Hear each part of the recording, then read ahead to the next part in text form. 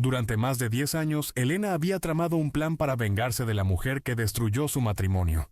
Rastreó a su rival, consiguió huevos podridos y por la noche se acercó sigilosamente a su coche. Pero cuando, unos días después, Elena encontró a Lisa ensangrentada en el suelo, descubrió el destino de su hijo y la verdadera naturaleza de su exmarido. La noche de noviembre se aferraba a las ventanas con los dedos húmedos de la lluvia. Elena estaba sentada en el alféizar, apoyando la frente en el cristal frío. Ya era la cuarta noche que el sueño la eludía. El reloj de la habitación marcaba las 5 en punto en silencio. A sus espaldas, en la penumbra de la habitación, se alzaba una vieja estantería, herencia de la abuela Nina, pesada, sólida, como todas las reglas que le había inculcado a su nieta. El gato negro Chernis y el gato blanco Snechok dormían en la cama, acurrucados en suaves ovillos. Su respiración rítmica rompía el silencio de la habitación. Durante 12 años habían sido su única familia. 12 años siendo los únicos seres que no la traicionaban. Elena recordó cómo los había recogido, diminutos y hambrientos, bajo la lluvia, en el periodo más oscuro de su vida. Se habían convertido en su salvación, cuando la gente, al parecer, solo la decepcionaba. El viento arrojó una nueva ráfaga de gotas contra la ventana. Elena se apartó y pasó la palma de la mano por el cristal empañado. Enfrente estaba la misma casa, la misma vida que debería haberle pertenecido a ella. «Basta», susurró apartándose del alféizar. En la cocina le esperaba una desagradable sorpresa. El olor, encerrado en el armario debajo del fregadero, salió disparado tan pronto como ella abrió la puerta. Elena se tapó la nariz y sacó 3 bolsas. Una con huevos podridos, exactamente una docena, por el número de años perdidos. La segunda con tomates podridos. La tercera con pan cubierto de moho verde esmeralda. Esta noche es. Lo he decidido. Llevo 12 años esperando este momento. 12 años odiándola a ella, la mujer que destruyó mi vida. Y aquí está, en el portal de al lado. Apartamento 60, segundo piso, un Lada Vesta plateado, matrícula K55. Lo averigüé todo, estoy lista. El recuerdo brilló más que un relámpago. Un vestido blanco ceñido a la figura. Ella sonríe, y Víctor le aprieta la cintura hasta el dolor. Su susurro le quema la oreja. Tú eres mi esposa perfecta para siempre. El flash de una cámara y todo se desmorona, como un mosaico frágil arrojado contra la pared. Elena sacudió la cabeza, volviendo a la realidad. Con la metódica precisión de una persona que ejecuta un plan largamente concebido, se puso unos viejos guantes de goma y una chaqueta oscura con capucha. Las bolsas se deslizaron en una gran bolsa de lona. No tengo intención de hacer nada horrible. Simplemente voy a ensuciar su vehículo. Que se dé cuenta de que la traición se paga. Que al menos una vez en su vida se sienta tan asquerosa como yo me sentí hace 12 años. Fuera hacía frío y humedad. El patio semioscuro estaba iluminado por farolas escasas. Su luz amarilla se desdibujaba en la cortina de agua. Elena se encogió involuntariamente bajo la lluvia fina y cruzó el patio a paso rápido. El corazón le latía en la garganta. Las manos le temblaban. Nunca antes había hecho algo así. Una chica correcta, educada por su abuela con principios estrictos, pero algo se rompió dentro de ella hace un mes, cuando la vio. Un Lada plateado acechaba entre un viejo Ford y un Jeep macizo. La matrícula K55, la misma que se había aprendido de memoria, brillaba débilmente a la luz de una farola lejana. Elena sacó el primer huevo. Era pesado y olía asquerosamente. Lo lanzó y lo estrelló contra el parabrisas. ¡Pum!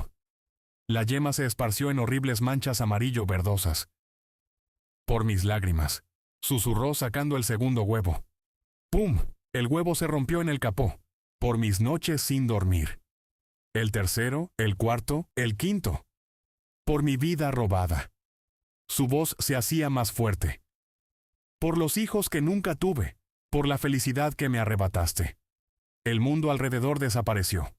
Solo quedaban ella, el coche y el dolor, que por fin encontraba una salida. Metódicamente, Elena rompía los huevos, ponía tomates podridos, untaba pan mohoso, las manos sucias, la cara llena de lágrimas, pero por dentro se extendía una extraña y oscura satisfacción. ¿Qué está haciendo? La voz masculina sonó como un látigo. Elena se estremeció y se dio la vuelta bruscamente. Frente a ella estaba un hombre de unos 40 años, en chándal. Su rostro se distorsionó de ira. ¿Pero está usted en sus cabales? ¿Qué le hace a mi coche?, gritó acercándose. No es asunto suyo, déjeme en paz. Elena retrocedió instintivamente, apretando el último huevo en la mano. ¿Cómo que no es mío? El hombre la rodeó y se detuvo junto al capó. ¿Está usted mentalmente enferma? Ahora mismo llamo a la policía.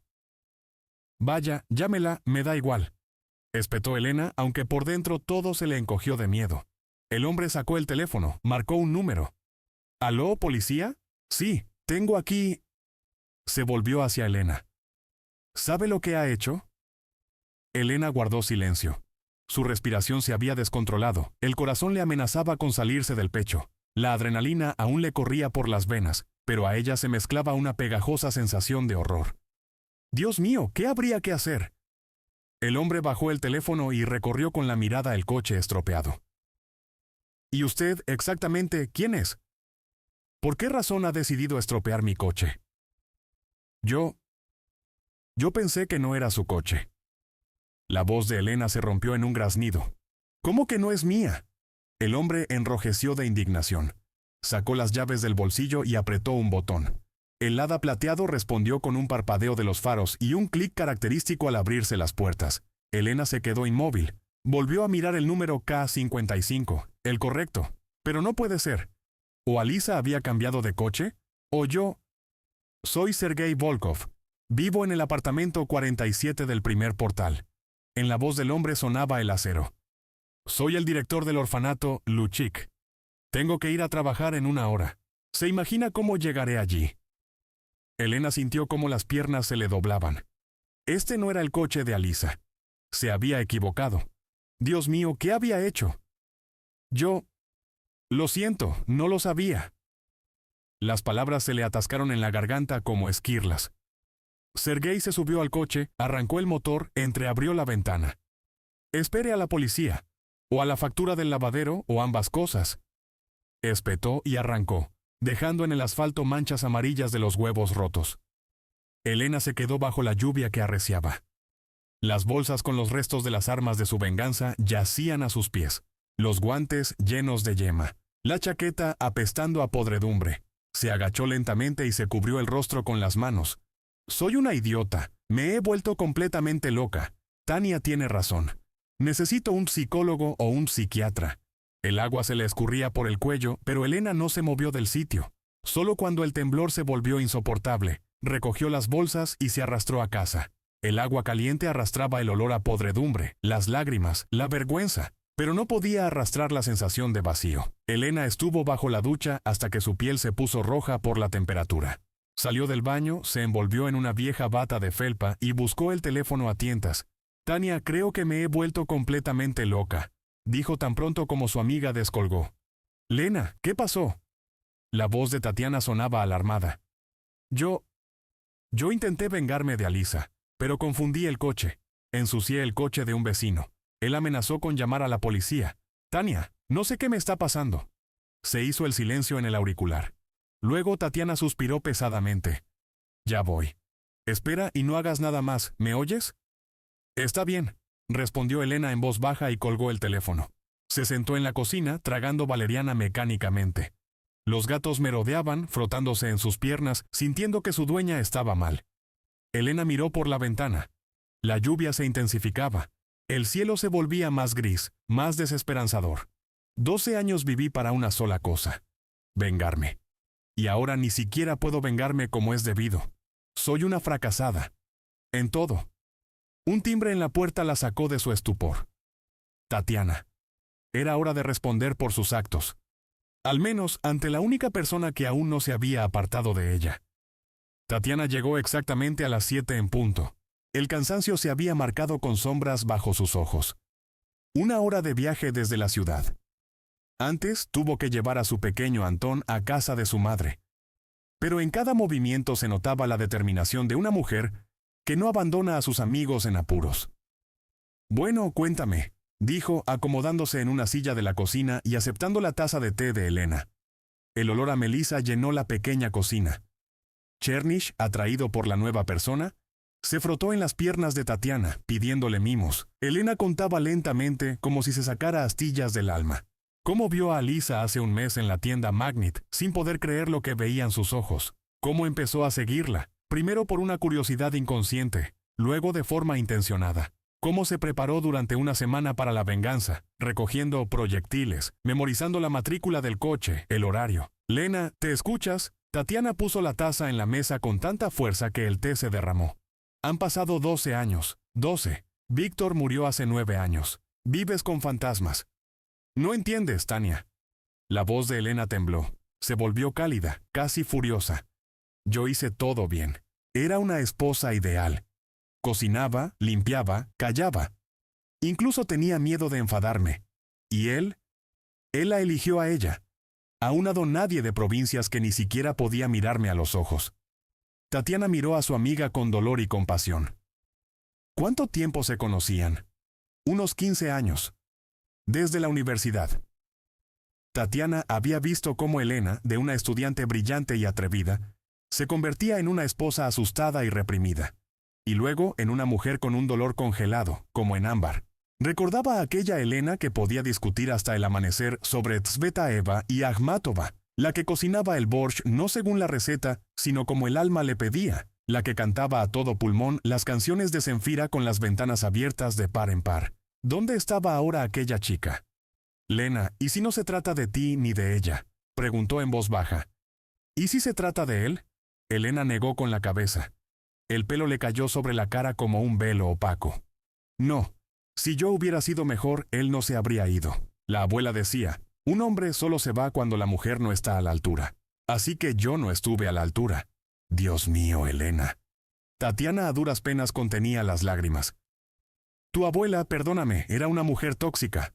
Rompió a tu madre y ahora te ha roto a ti también. Los hombres no se van por culpa de un plato sucio.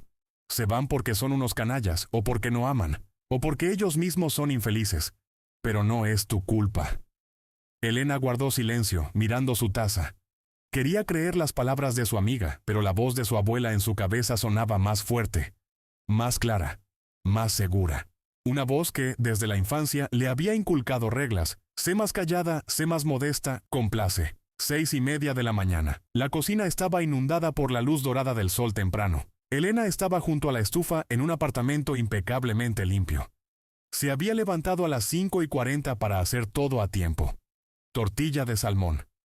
A Víctor le gusta el zumo de naranja recién exprimido, tostadas con aguacate. En la radio de la cocina sonaba suavemente Mayak. El programa de la mañana que a su padre también le gustaba escuchar. Ayer en Kashtan habían puesto a la venta un café importado raro, y Elena hizo una cola de 2 horas para complacer a su marido. Copas de cristal, platos de porcelana, servilletas almidonadas, todo como le había enseñado la abuela. El marido debe ver que vive con una mujer cultivada, y no con cualquiera. El pelo peinado en suaves rizos, maquillaje ligero, un poco de rímel, un toque de rubor, brillo de labios transparente, una blusa blanca ajustada a la figura. Nada de batas. La abuela se lo había repetido durante años. El marido solo debe verte hermosa. Si te descuidas, se irá con otra. Elena estaba colocando los platos cuando escuchó pasos. Víctor salió del dormitorio con un traje recién planchado, bostezando y ajustándose la corbata. Al ver el desayuno, sonrió. Mi rayo de sol, eres la mejor. Abrazó a Elena por detrás. La besó en la coronilla. Aspiró el olor de su champú. ¿Sabes? Oleg se quejaba ayer de que su mujer ni siquiera sabe freír un huevo. Y yo tengo una belleza y una ama de casa. Tuve suerte. Elena irradiaba felicidad. Lo estaba logrando. Era perfecta. La abuela tenía razón. Lo importante era ser la mejor esposa. Entonces el marido no se iría a ninguna parte. Lena, ya basta. La voz de Tatiana la devolvió al presente. ¿Quieres que me quede a dormir? Elena negó con la cabeza intentando sonreír. No, Tania, gracias. Tienes a Antón. Mañana tienes que trabajar. Yo me las arreglaré. ¿Estás segura? Tatiana la miró con desconfianza. ¿No harás otra cosa? No. Elena esbozó una sonrisa. No más huevos podridos. Lo prometo. Tatiana se marchó a las 11. Elena cerró la puerta con llave y apoyó la frente en ella. La soledad, como un pesado manto, la envolvió de nuevo. Las 23:15. No podía dormir. Elena estaba acostada en la cama, mirando al techo, donde la luz de las farolas de la calle dibujaba patrones caprichosos. Los pensamientos giraban como un disco rayado. Alisa, Víctor, el coche destrozado, su propia vergüenza. Quizás Tania tiene razón, quizás debería ir a un psicólogo. ¿Pero qué le diría? Hola, llevo 12 años viviendo con odio hacia una mujer a la que ni siquiera conozco bien. Me enviará a un psiquiátrico. Los pequeños granos de ansiedad acumulándose se volvían insoportables. Elena se sentó bruscamente en la cama, asustando a Snechok, que dormía plácidamente a sus pies. Un paseo. Solo eso la salvaba en noches como estas. Poniéndose una vieja chaqueta y unas zapatillas, Elena salió a la fría noche otoñal. El aire olía a tierra mojada y a hojas caídas. La lluvia había cesado, pero los charcos, que reflejaban la tenue luz de las farolas, aparecían a cada paso. Elena vagaba por el patio, exponiendo su rostro al viento frío.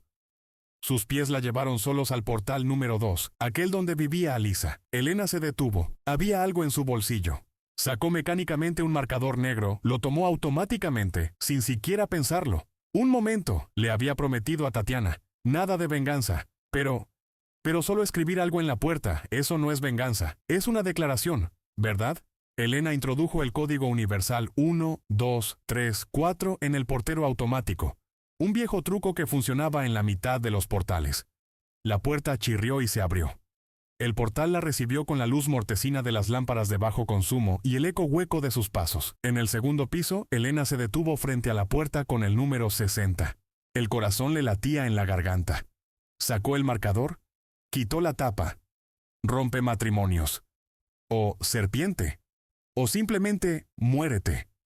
Elena se quedó inmóvil sin llegar a acercar la mano a la puerta. Algo no andaba bien. La puerta estaba entreabierta. Ni cerrada con llave ni con la cadena. Simplemente entreabierta unos centímetros. Extraño. ¿Quién deja la puerta abierta por la noche? Especialmente en su barrio, que no es precisamente el más seguro.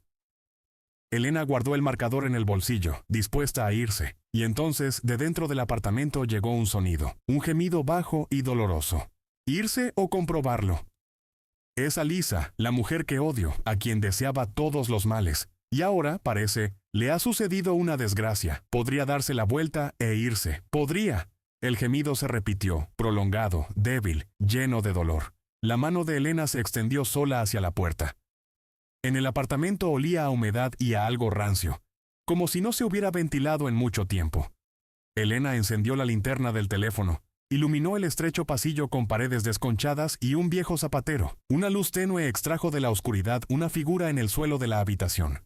La puerta estaba abierta y Elena vio a una mujer tendida en una alfombra gastada. Tenía la cabeza girada hacia la ventana, el pelo pegado por la sangre. Elena se acercó y la reconoció de inmediato. Alisa. Los mismos rasgos faciales que ella había estudiado en viejas fotografías de redes sociales, aunque demacrados, solo que el pelo ahora era corto, como el de una adolescente, y no los largos rizos que una vez había admirado Víctor. Alisa intentó levantarse, apoyándose en un brazo, pero su cuerpo no la obedecía. La luz de la linterna le dio en los ojos, y ella entrecerró los ojos. ¡Ayuda! Su voz era ronca, débil. Elena se quedó inmóvil. Frente a ella yacía la mujer a la que quería castigar, a la que deseaba sufrimientos, y allí estaba el sufrimiento, justo delante de ella. Podía irse, fingir que no había visto nada. Nadie se enteraría. Pero algo muy dentro de ella, algo que ni siquiera 12 años de odio pudieron matar, la impulsó hacia adelante. Elena se arrodilló junto a Alisa. «No se mueva». Su voz temblaba. «Llamaré a una ambulancia». Con dedos temblorosos marcó el número. «Servicio de ambulancias, dígame». «Hola, necesito una unidad». Su voz gradualmente se volvía firme. Una mujer se cayó, se golpeó la cabeza. Sangra. Dirección: Pueblo de Yasnoye, calle Tsvetochnaya, casa 12, portal 2, apartamento 60. ¿Edad de la afectada?, preguntó el operador con profesionalidad. «Unos 30 años». «¿Está consciente?». «Sí, pero reacciona débilmente». «Bien, una unidad saldrá en 15 o 20 minutos. ¿Puede quedarse con ella?». «Sí», respondió Elena sin dudarlo. «Si hay hielo, aplíquelo en el lugar del golpe. No la deje dormir, hable con ella». Elena colgó el teléfono. Alisa la miraba. ojos grises y azules, llenos de dolor y miedo. ¿Quién? ¿Quién es usted?, susurró ella. Elena se quedó inmóvil. ¿Qué responder? Soy la que te odió durante 12 años. La que quería vengarse, la que vio su vida destruida. Pero ahora soy simplemente una persona que no puede pasar de largo ante el dolor ajeno. Espere, iré a buscar hielo, dijo Elena en lugar de responder. La cocina era diminuta, con la pintura desconchada en las paredes. Elena abrió la nevera, casi vacía, solo una botella de agua, una bolsa con algunas verduras y un paquete de pelmeni en el congelador. Cogió los pelmeni, los envolvió en una toalla que colgaba de un gancho y regresó junto a Alisa. Tome, póngaselo en la cabeza. Alisa apretó la compresa improvisada contra su sien, haciendo una mueca de dolor y frío. Gracias. Su voz era débil pero agradecida. ¿Y usted? ¿Es vecina? Elena no respondió de nuevo. Simplemente se sentó a su lado, mirando a la mujer a la que tanto tiempo había imaginado como un monstruo. De cerca, Alisa parecía mayor de lo que era. Piel seca, arrugas en los ángulos de los ojos, pelo opaco. ¿De dónde me conoce? Alisa la miraba con una expectación tensa, como si se preparara para un golpe. Vi tus fotografías, dijo Elena con frialdad. Hace mucho tiempo, tú eres la amante de mi exmarido. En la habitación se hizo un silencio pesado, solo interrumpido por el murmullo de la anciana que dormía. Alisa cerró los ojos. Sus pestañas temblaron. La exesposa de Víctor, susurró. Dios mío, tanto temía este encuentro. 12 años temiendo. Elena apretó los puños. Las uñas se le clavaron en las palmas. Y tenías razón en temer. Tú destruiste mi familia. Por las mejillas de Alisa corrieron lágrimas, dejando surcos húmedos en su piel pálida. Lo sé, y lo siento mucho. Cada día de los últimos 12 años me odio por lo que hice. Cada bendito día. Elena la miró.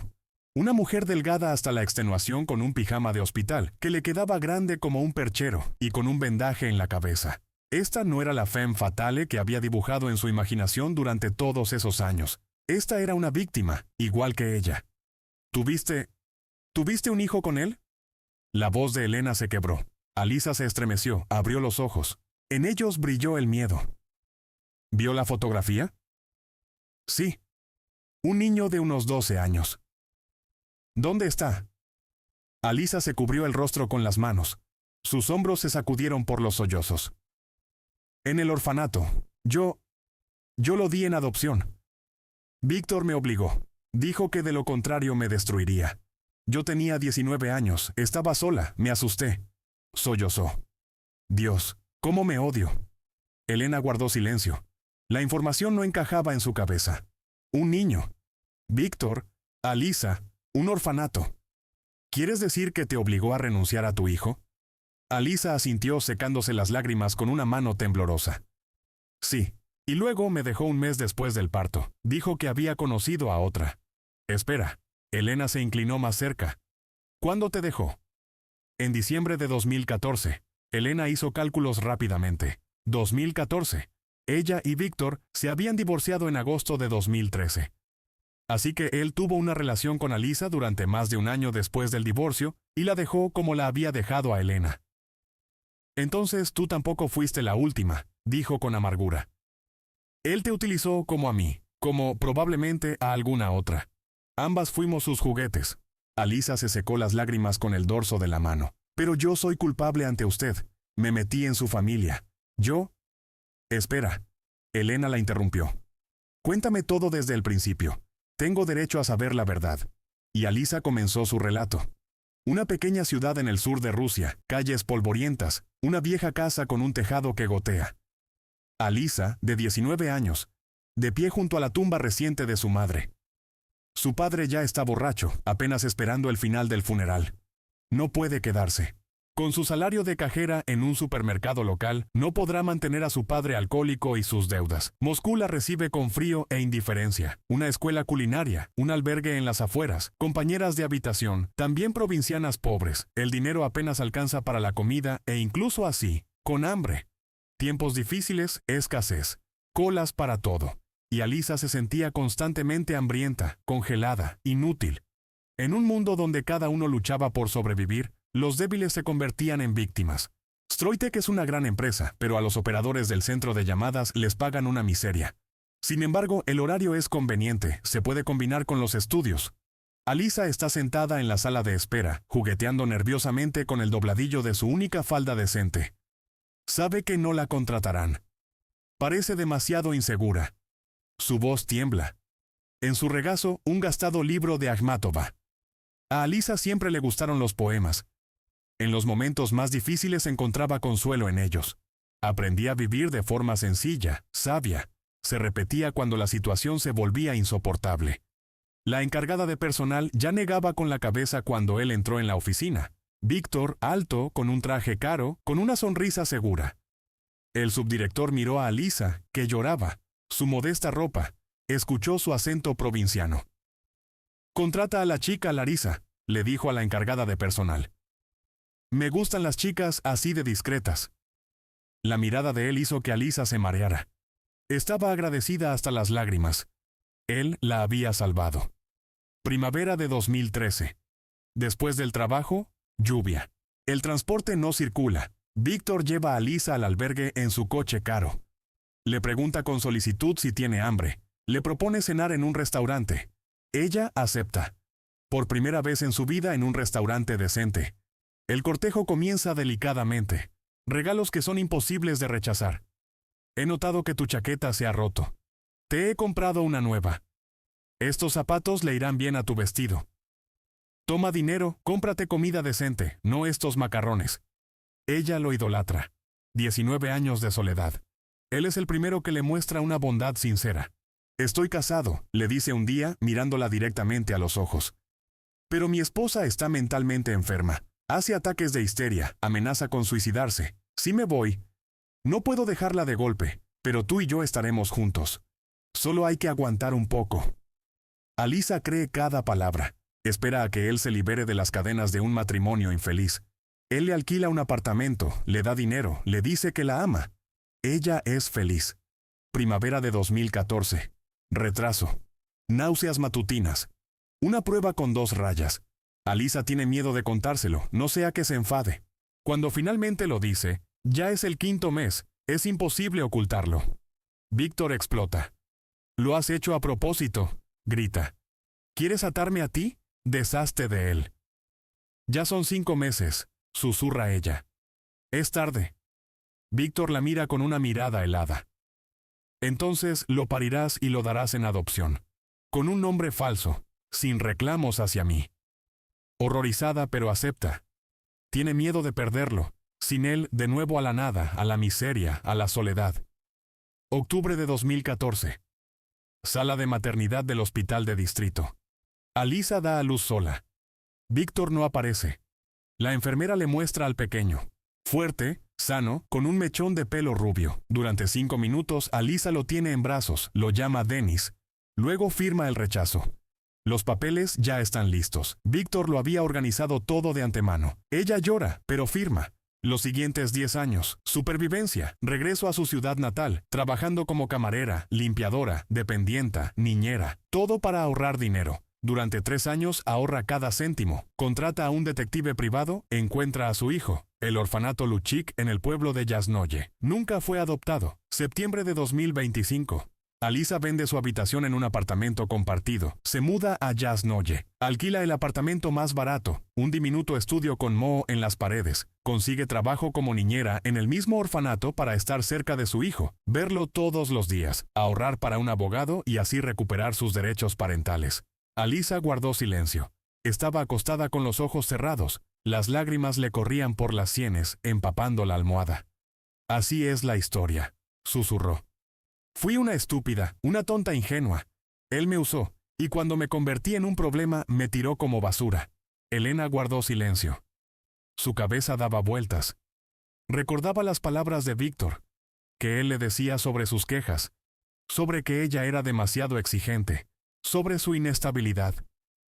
«Alisa». La voz de Elena era baja, como si temiera asustar la epifanía que nacía en su interior. «¿Él te dijo que yo hacía ataques de histeria?» Alisa asintió sin abrir los ojos. «Sí. que usted era mentalmente inestable, que amenazaba con suicidarse si él se iba. Elena se rió amargamente, convulsivamente, casi histéricamente. Nunca hice ataques de histeria. Nunca. Era perfecta. Cocinaba, limpiaba, callaba. Se levantó de la silla con los puños apretados. Incluso tenía miedo de enfadarme, para que no se fuera. ¿Y sabes qué? Se fue de todos modos porque el problema no éramos nosotras, el problema era él. Alisa la miraba con horror y comprensión, que poco a poco afloraba en sus ojos. Ambas, susurró. Ambas fuimos sus víctimas. Sí. Elena volvió a sentarse en la silla, sintiendo cómo las lágrimas le corrían por los ojos. Fuimos víctimas del mismo hombre. Él nos manipuló a ambas, jugó con nuestras debilidades. Tú eras joven, ingenua, solitaria. Yo estaba asustada, dependiente de la opinión de los demás. Él lo vio y lo usó. Elena recordó aquella noche al final de su matrimonio, aquel momento en que por primera vez sospechó la verdad. Elena en la cocina preparando la cena, la pasta favorita de Víctor con marisco. El sudor le perlaba la frente, todo el día en el trabajo, y ahora 2 horas más en la estufa. Pero así debía ser. El marido debía estar contento. El teléfono de Víctor sobre la mesa. Lo había dejado al ir a la ducha. La pantalla se ilumina con un mensaje entrante. Elena lo ve accidentalmente. Cariño, ya te echo de menos. Besos. Tu A. El corazón se detiene, las manos tiemblan. Víctor entra en la cocina, el pelo aún húmedo después de la ducha. Víctor. La voz tiembla. Tienes un mensaje de una tal A. Él ni se inmuta, simplemente coge el teléfono. La mirada se desliza por la pantalla. Ah, es Alexei, un colega. Estamos trabajando en un proyecto. Pero ahí pone, besos. Víctor suspira irritado. Lena, ¿pero qué te pasa? Alex es Alexei. Él bromea así. En nuestro equipo todos se llaman así. Su voz cambia, se vuelve más dura. ¿Y tú qué? ¿Estás revisando mi teléfono? ¿No confías en mí? Elena retrocede sintiendo cómo el pánico la invade. No, lo siento, no quería... Simplemente lo vi por casualidad. Víctor se acerca. La abraza fuertemente casi hasta el dolor. Cariño, no necesitas ser tan desconfiada. Yo te amo, solo a ti. Elena asiente, cree, quiere creer. Él era un maestro de la mentira, dijo Elena volviendo al presente. Yo entonces creí que era Alexei y un colega, pero eras tú. Lo siento mucho, Elena. Alisa la miraba con los ojos llenos de dolor. Elena de repente se sorprendió sintiendo algo extraño. La ira que había incubado durante 12 años se evaporaba, como la niebla matutina bajo los rayos del sol. En su lugar, llegaba algo nuevo. Comprensión, compasión, unión en un dolor compartido. Perdóname. Elena tomó la mano de Alisa, delgada con las venas marcadas. Te odié. Quise vengarme. Planeé estropear tu coche y escribir en tu puerta. ¿Y tú? Tú misma has sido castigada por la vida más de lo que yo podría haberte castigado. Alisa apretó la mano de Elena. Perdóname. Perdóname por destruir tu vida. No. Elena negó con la cabeza. Víctor destruyó nuestras 2 vidas. Estábamos demasiado ocupadas con la culpa y el odio para verlo. Pero ahora lo veo. Se sentaron, tomadas de la mano, 2 personas rotas, encontrando consuelo una en la otra. El dolor que habían llevado solas durante años se volvía más ligero porque ahora lo compartían entre las 2. Te ayudaré a recuperar a tu hijo, dijo Elena de repente. Alisa la miró con incredulidad. ¿Qué? ¿Lo dice en serio? Te ayudaré. Tengo dinero, contactos, encontraremos un buen abogado, recuperarás a Denis. Alisa rompió a llorar, sin poder contenerse ya, cubriéndose el rostro con las manos. ¿Por qué? ¿Por qué hace esto? Elena sonrió a través de sus propias lágrimas. Porque durante 12 años viví en el odio, y eso casi me mata. Ya no quiero odiar. Quiero vivir. Elena salió del hospital cuando empezaba a anochecer. Octubre, los días se acortan. Caminó hacia el coche, sintiendo una extraña ligereza en todo el cuerpo, como si se hubiera quitado una pesada mochila que había cargado durante muchos años. Sacó el teléfono, marcó el número de Tatiana. Lena, ¿cómo estás?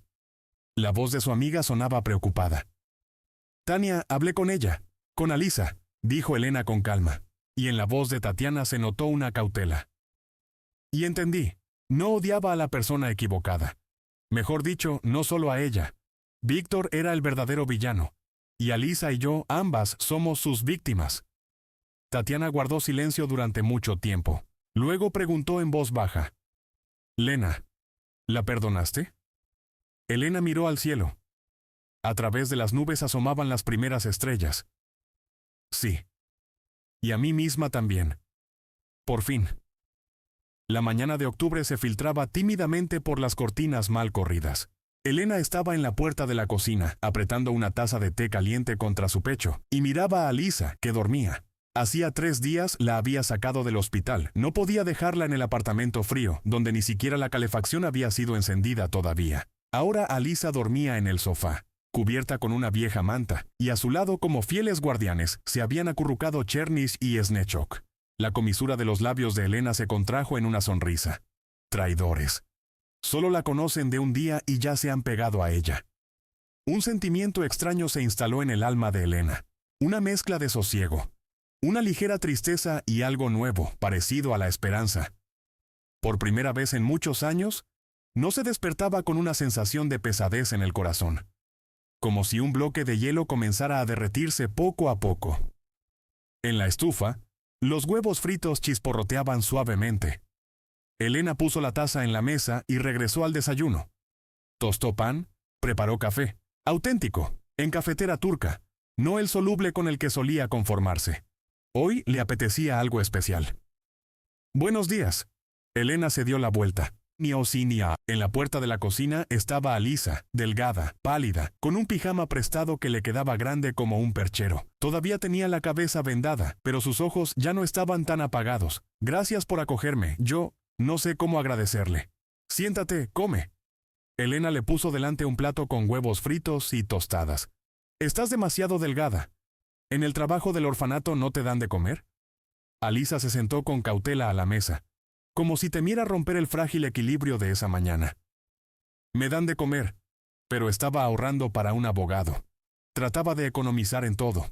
Elena sirvió café en las tazas, se sentó enfrente. «Ahora no es necesario. Te lo dije. Te ayudaré. Hoy llamaré a un abogado conocido. Él se especializa en asuntos de familia». Alisa levantó la vista con los ojos llenos de lágrimas repentinas. «Elena, ¿por qué es tan amable conmigo? No me lo merezco». Elena guardó silencio, mirando por la ventana, donde el viento arrastraba hojas amarillas por el patio. «Quizás no te lo mereces, pero estoy cansada de llevar odio dentro. 12 años es demasiado, es hora de dejarlo ir». Desayunaron en silencio. Chernish entró en la cocina, maullando insistentemente, y Elena puso comida en su cuenco. Alisa observaba esa escena cotidiana con una especie de asombro infantil. «Elena, ¿puedo preguntar algo?» La voz de Alisa sonaba insegura. «¿Cómo vivió usted estos 12 años? ¿Después del divorcio?» Elena se quedó inmóvil con la taza en la mano. Los recuerdos la invadieron como una ola, fría y amarga, como el agua de mar. «Elena, tu marido te está engañando. Todos en la oficina lo saben. Lo siento, pero tienes que saber la verdad». La voz de Olga, una colega de contabilidad, sonaba comprensiva, pero eso no la hacía sentir mejor. Ella no lo creyó. No podía creerlo. Víctor la amaba. Él se lo decía todos los días. La besaba antes de irse al trabajo. Le regalaba flores los viernes. Un detective privado era caro. Casi todo el presupuesto ahorrado para las vacaciones. Pero una semana después, las fotos estaban sobre la mesa. Víctor con una joven rubia. Allí, tomados de la mano en un café. Allí, besándose en su coche. Elena miraba las fotos y la realidad se resquebrajaba, como hielo fino bajo sus pies. Lo esperó en casa. Por primera vez no preparó la cena, no lo recibió en la puerta. Se sentó en el sillón, apagó la luz, apretando las fotos tan fuerte que los bordes se arrugaron. «Lena, ¿estás en casa? ¿Por qué está tan oscuro?» Cuando ella encendió la luz y tiró las fotos sobre la mesa de centro, Víctor ni siquiera lo negó. Se quedó de pie, con las manos en los bolsillos, con una expresión de aburrimiento en la cara. «Contigo es aburrido, Elena. Eres una patosa sin cerebro. Cocinar y limpiar, eso es todo lo que eres capaz de hacer». Él se fue, llevándose solo las cosas más necesarias. Para el resto, envió a un amigo una semana después. y Elena se quedó en el apartamento vacío a solas con un silencio ensordecedor. El primer año sin él fue como sumergirse en agua helada. Cada mañana comenzaba con la pregunta, ¿para qué levantarme? Trabajo, casa, lágrimas en la almohada. El círculo se había cerrado. Dejó de cuidarse, engordó 15 kilos, se cortó el pelo que él tanto amaba. Se quedaba en casa los fines de semana, mirando por la ventana durante horas. Su madre llamaba, la regañaba. No lo retuviste. Deberías haberte esforzado más. Y entonces llegó la noticia de la muerte de Víctor. El coche se salió de la carretera por la noche, volcó y se incendió. Lo sacaron de los restos retorcidos de metal. Pero ya era tarde. Elena estaba en el funeral, mirando el ataúd cerrado y no podía derramar ni una lágrima. Solo una extraña parálisis y alivio. Se avergonzaba de este sentimiento, pero no podía negarlo.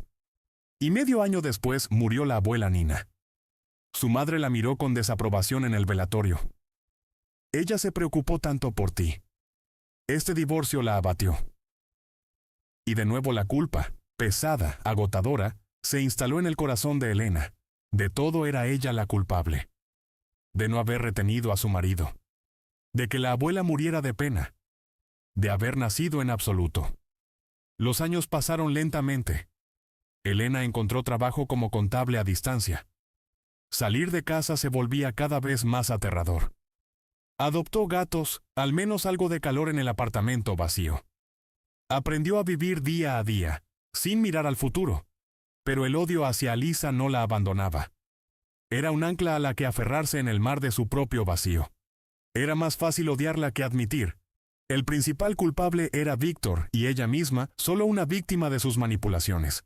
Pensé que si era perfecta no se iría. Terminó Elena en voz baja su relato. Pero se habría ido de todos modos, porque no buscaba una esposa. Buscaba una víctima a la que poder controlar. Primero yo, luego tú. Alisa la miraba con dolor y comprensión. Y sabes, a veces pienso que él mismo era infeliz, pero no quería admitirlo. Era más fácil hacer infelices a los demás. Elena hizo girar la taza pensativamente en sus manos. Quizás, pero eso ya no es asunto nuestro. Él está muerto, y nosotras estamos vivas, y tenemos toda una vida por delante. Un timbre sonó, rompiendo el silencio. Elena se sobresaltó. Se había desacostumbrado a las visitas. Chernish, asustado, se deslizó bajo la mesa. En el umbral estaba Sergei Volkov, el mismo vecino de Lada. En sus manos un modesto ramo de ásteres. Sergei Alexeyevich. Elena se quedó inmóvil en la puerta sin poder creer lo que veían sus ojos. «Hola, Elena». Él sonrió y las arrugas se le marcaron alrededor de los ojos. «¿Puedo llamarte simplemente Sergei? Yo vine a disculparme por ese día y a darte las gracias». ¿Disculparse? ¿Por qué? Elena negó con la cabeza, desconcertada. «Yo soy quien debe disculparse. Yo su coche». «No, no». Sergei la interrumpió, extendiéndole las flores. «Ese día dije cosas de más. Estaba enojado, no había dormido, y luego me di cuenta. Si usted no me hubiera obligado a ir al lavadero, habría tomado el camino habitual y habría tenido un accidente». «¿Qué accidente?» En el cruce de las calles Sadovaya y Centralnaya, un camión perdió el control y se llevó por delante 3 coches, precisamente a la hora en que yo debía pasar por allí. El rostro de Sergei se puso serio. «Así que usted me salvó la vida con huevos podridos». Él sonrió, y en esa sonrisa no había ni una pizca de burla, solo una calidez sincera. Elena no sabía si reír o llorar. Toda la absurdidad de la situación se presentó de repente ante ella en todo su esplendor. Aceptó las flores, se hizo a un lado dejando pasar al invitado. «Pase. Conozca a Alisa. Es una larga historia». Sergei entró en el apartamento. Cuando vio a Alisa sentada a la mesa, su rostro cambió. Una mezcla de sorpresa y reconocimiento. «Alisa. Alisa Krasnova». Alisa se levantó ajustándose el pijama, avergonzada por su aspecto. «Hola, Sergei Alexeyevich. ¿Qué hace usted aquí?» Él miró de Alisa a Elena y viceversa, y la comprensión apareció lentamente en su rostro. «Oh, es esa historia». «Sí», asintió Elena. «Siéntese, le contaré». La siguiente media hora se convirtió en una confesión. Elena lo contó todo. La venganza con los huevos podridos, disculpándose una vez más, y cómo encontró a Alisa en el apartamento y la revelación en el hospital. Sergei escuchó sin interrumpir.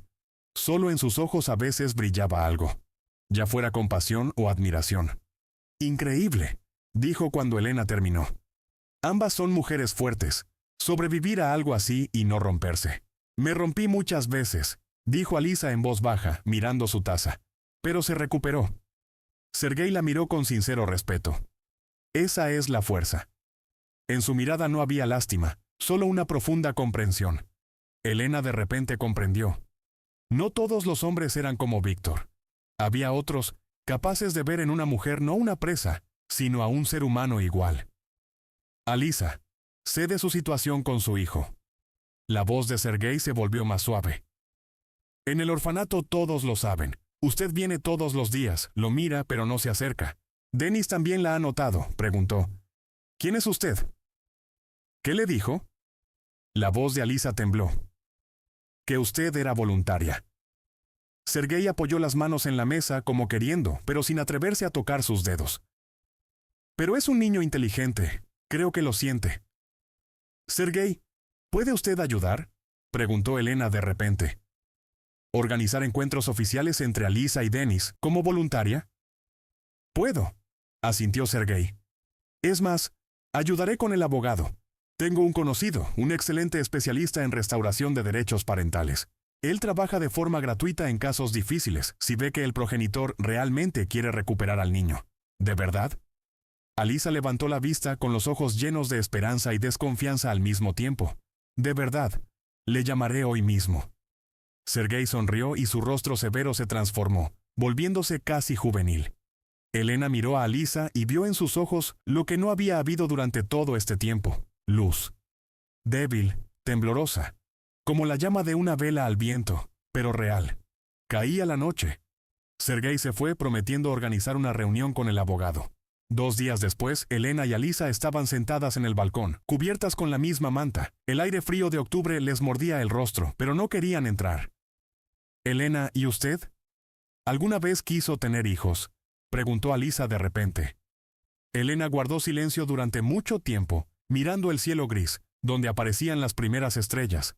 Abajo, en el patio, el viento arrastraba hojas amarillas y recortes de periódicos. Un parche en el asfalto recordaba la silueta de un oso. Elena recordaba cómo ese oso había aparecido en su infancia, cuando su padre la llevaba a la tienda Kashtan a buscar dulces escasos. «Quería mucho», dijo finalmente. «Víctor y yo lo planeamos, pero él siempre lo posponía. Decía, todavía es pronto, hay que ahorrar dinero, hacer carrera». Y luego se fue y me quedé sola. Se abrazó a sí misma como protegiéndose del frío interior. Luego pensé, menos mal que no tuvimos hijos. No habría tenido que compartir, explicarle al niño por qué se fue papá. Pero a veces me duele tanto no haberme convertido en madre. ¿Y ahora le gustaría? Elena sonrió, sintiendo cómo algo cálido se extendía por su pecho. «No sé, tengo 38 años. Quizás ya sea tarde, pero si sucede, no me negaré». Se sentaron en silencio, viendo cómo el sol se ponía tras las casas de enfrente, tiñendo el cielo de tonos rosas y lilas. Por primera vez en muchos años, Elena sintió algo parecido a la paz. La noche envolvió el apartamento en silencio. Alisa ya dormía en el sofá, y Elena estaba acostada en su cama con los ojos abiertos. No podía dormir. En su cabeza, los pensamientos, los recuerdos, los fragmentos de conversaciones giraban. Se levantó, se puso una bata y de puntillas se dirigió al salón. Alisa dormía plácidamente, acurrucada en un ovillo. Chernish se había instalado cómodamente a sus pies. Elena se acercó al armario, sacó de la estantería superior un viejo álbum de fotos con la cubierta gastada. Hacía mucho que no lo abría. Era demasiado doloroso mirar al pasado. Se sentó en el sillón, encendió una pequeña lámpara de mesa y abrió la primera página: su boda con Víctor. Ambos sonríen, pero Elena ahora veía lo que no había notado antes. Su sonrisa tensa, forzada. En sus ojos una mezcla de éxtasis y miedo. La mano de él en su cintura la apretaba fuertemente, casi hasta el dolor. No era cuidado, era control. Pasó la página. Una foto de su graduación. Elena y Román, abrazados, se ríen de algo. Su sonrisa es real, sincera, sus ojos brillan. Ella es libre, feliz, relajada. A su lado no necesitaba fingir, ser perfecta, conformarse. En su memoria resurgió la voz de la abuela Nina. Lenotchka, elige un hombre del que puedas estar orgullosa. Guapo, exitoso, y este Romashka tuyo. Es un buen chico, pero no es para ti. Eres hermosa. Necesitas un príncipe. Te equivocaste, abuela, susurró Elena mirando la oscuridad tras la ventana. La apariencia y el éxito no son lo principal. Lo principal es un buen corazón. Y eso Víctor no lo tenía en absoluto. Cerró el álbum, lo apretó contra su pecho. Algo dentro de ella cambiaba lenta pero seguramente, como si las pesadas cadenas que había llevado durante 12 años comenzaran a caer una tras otra, y con cada eslabón le resultaba más fácil respirar. El timbre de la mañana sonó cuando Elena preparaba el té. Alisa aún dormía. Ayer había tomado medicamentos que la hacían sentir somnolienta. Elena abrió la puerta y se quedó inmóvil. En el umbral estaba Román. El mismo Román de la fotografía. Amigo de juventud, primer amor, con un enorme ramo de rosas rojas que se le habían caído un poco en la punta de la nariz. Con la misma sonrisa tímida que ella recordaba todos esos años. «Hola, Lenucia», dijo él, como si se hubieran visto ayer, y no 10 años atrás. Román. Elena no recordaba cómo se lanzó a su cuello, cómo lo abrazó, ahogándose de alegría e incredulidad. «Dios mío, ¿de verdad eres tú? ¿De dónde? ¿Has vuelto? ¿Para siempre?» Él sonreía, mirándola con una tierna dulzura. «Pasa, pasa». Elena lo arrastró al apartamento con miedo de soltarlo, con miedo de que fuera un sueño y ahora se despertara. «Cuéntamelo todo». Entraron a la cocina. Elena, sin soltarle la mano, preparó café, sacó galletas, sin poder apartar la vista. No creía que él estuviera allí. Román, que se había ido a Francia 10 años atrás. Román, con quien se habían escrito al principio, y luego la comunicación se había cortado. Era demasiado doloroso recordarse el uno al otro el pasado. «¿Por qué regresaste?», preguntó Elena cuando el primer shock pasó. «¿En Francia todo estaba bien?» «Bien». Román hizo girar la taza pensativamente. «Pero vacío. Tengo dinero, tengo carrera, pero no tengo felicidad. Echaba de menos mi casa, mis amigos». Levantó la vista, en sus ojos se leía un dolor oculto. «¿A ti?». Elena sintió como el rubor le subía a las mejillas.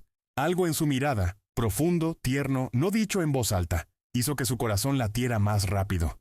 «Lena, tú sabes». Román se quitó las gafas, se las limpió nerviosamente con el borde de su camisa. En general siempre te amé, desde el instituto. Simplemente no me atreví a decirlo. Tú estabas enamorada de Víctor. No quería estorbar. Pero ahora he entendido. La vida es corta. Hay que hablar de los sentimientos antes de que sea demasiado tarde». Elena guardó silencio, mirándolo a él, tan familiar, tan real, y no sabía qué decir. Demasiadas conmociones en los últimos días. «No espero una respuesta. Honestamente», Román habló más rápido, nerviosamente. Solo quería que lo supieras. Compraré un apartamento aquí en Jasnoye. Conseguiré trabajo en una empresa local de TI. Estaré a tu lado como amigo. Si es más, seré feliz. Si no, seguiré siendo feliz de que estemos juntos de nuevo». Elena sonrió a través de las repentinas lágrimas. «Romashka, no has cambiado en absoluto. Eres igual de bueno y tonto. Tonto es mi segundo nombre». Él se rió, y con esa risa, una calidez se extendió por el pecho de Elena, una que no había sentido en muchos años. En ese momento, Alisa salió de la sala, despeinada en pijama. Al ver a Román se quedó inmóvil en el umbral. Román también se quedó inmóvil, mirando a Alisa. Algo brilló en su mirada, sorpresa mezclada con un extraño reconocimiento, aunque nunca se habían visto. «Y esta es Alisa». Elena notó ese intercambio silencioso de miradas. «Alisa, este es Román, mi mejor amigo. Mucho gusto». Román se levantó extendiendo la mano. «Igualmente». Alisa dio un paso adelante, estrechando su mano. Sus manos se tocaron y en ese momento algo sucedió. Una chispa. Reconocimiento. Elena notó que se miraban un poco más de lo que exigían las reglas de decoro. «Interesante», pensó Elena, observando cómo Román se sonrojaba ligeramente, y Alisa se arreglaba el pelo avergonzada. En ese momento, de pie en la cocina con dos personas, cuyo destino se había entrelazado tan inesperadamente con el suyo, Elena sintió cómo florecía algo nuevo en su interior. Ni miedo, ni amargura, ni el odio con el que había vivido todos esos años, sino algo luminoso y palpitante, parecido a la esperanza. Los fantasmas del pasado retrocedían lentamente, dejando espacio para el futuro. El sol de octubre bañaba la cocina de Elena con un suave oro. Había pasado una semana que había cambiado sus vidas. Elena removía la sopa en la estufa y observaba por la ventana cómo Román ayudaba a Alisa a salir del coche en el patio. Él la sostenía por el codo como si fuera una frágil joya, y le dijo algo. Alisa se rió echando la cabeza hacia atrás. Antes, Elena no la había visto reír. «Ha florecido», pensó Elena, observando la escena. Román compró un apartamento en la casa de al lado y consiguió trabajo en una empresa de TI local. Casi todas las noches iba a tomar té con ellas. Traía pan recién horneado de la panadería de la esquina. Contaba historias divertidas de su vida en Francia. Pero Elena notaba. Él cada vez miraba más a Alisa que a ella. Y Alisa se transformaba. Comía normalmente. Elena cocinaba, esforzándose en hacerlo sabroso y variado. Dormía sin los somníferos que le habían recetado en el hospital. Dejó de sobresaltarse con cada sonido. Empezó a sonreír, especialmente cuando Román estaba cerca. Elena pensaba que debía sentir celos, debía sentir una punzada de resentimiento, porque Román había venido por ella, pero por dentro solo había una alegría tranquila.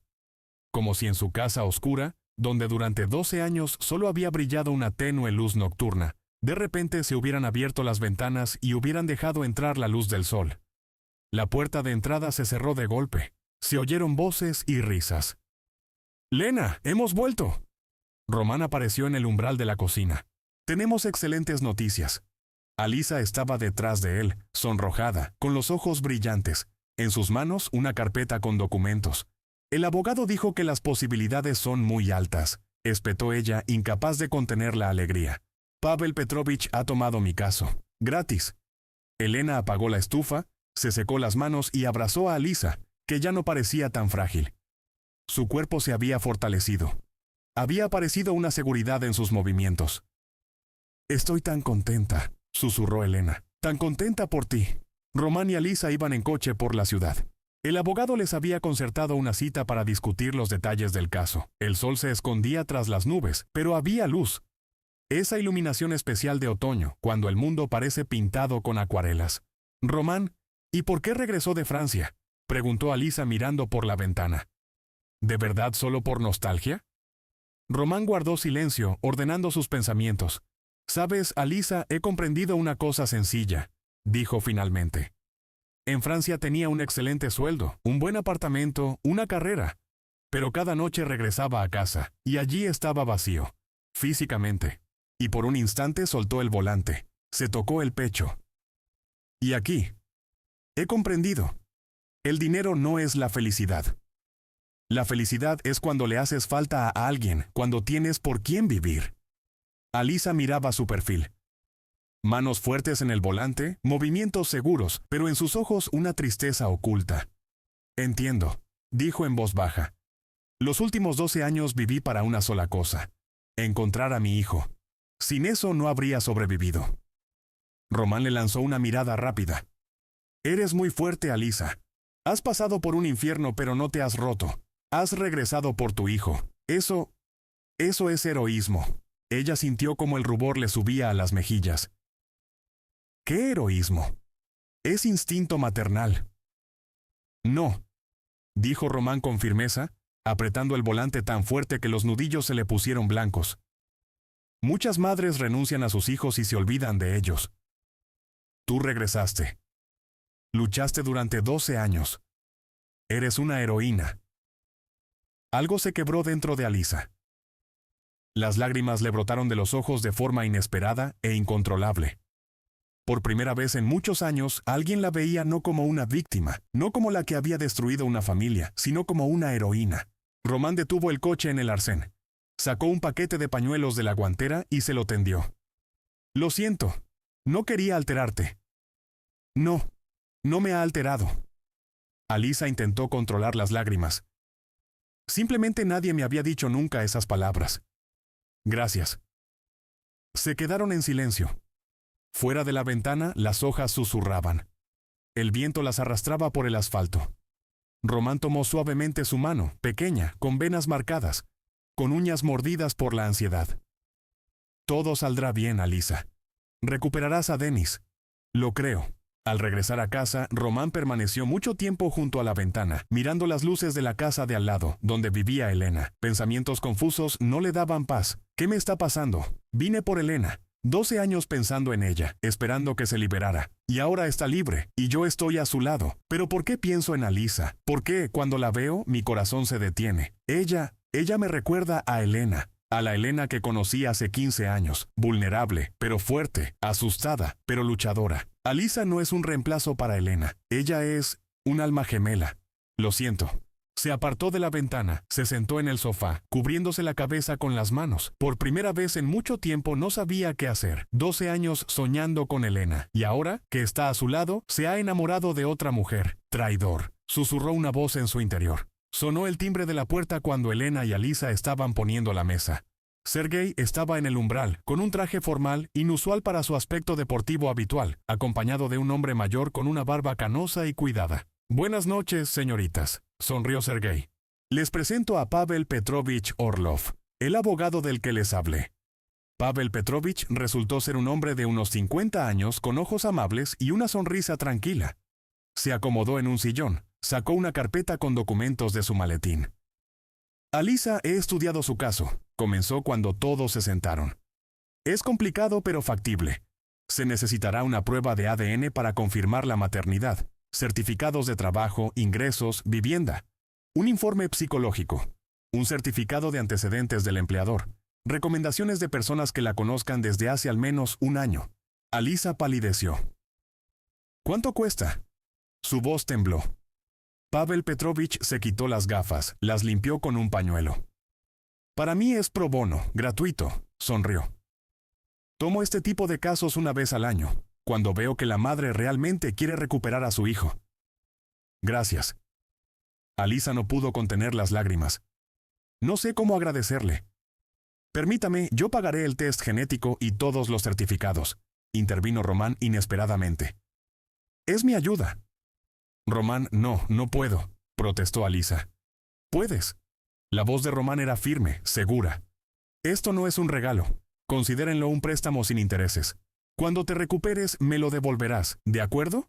Alisa asintió, incapaz de pronunciar una palabra. Elena miraba a Román, su rostro decidido, su deseo de ayudar, la bondad en sus ojos, y sentía cómo el calor se extendía por su interior.